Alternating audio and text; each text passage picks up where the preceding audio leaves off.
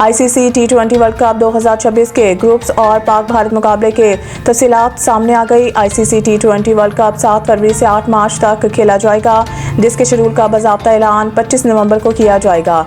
Media reports के मुताबिक टी20 world cup 2026 के लिए 20 टीमों को 4 ग्रुप्स में 5-5 टीमों के साथ तकसीम किया जाएगा। हर ग्रुप से टॉप 2 टीमें सुपर 8 मरहले के लिए क्वालिफाई करेंगी, जबकि पाकिस्तान और भारत की टीमें एक ग्रुप में शामिल होंगी, जिनके दरमियान मुकाबला 15 फरवरी को कोलंबो में होगा। पाकिस्तान और भारत के ग्रुप में नीदरलैंड्स, नामीबिया और यूएसए की टीम के होने के इम्कान हैं, जबकि मुश्तरका मेज़बान श्रीलंका के ग्रुप में ऑस्ट्रेलिया, जिम्बाब्वे, आयरलैंड और ओमान शामिल हैं।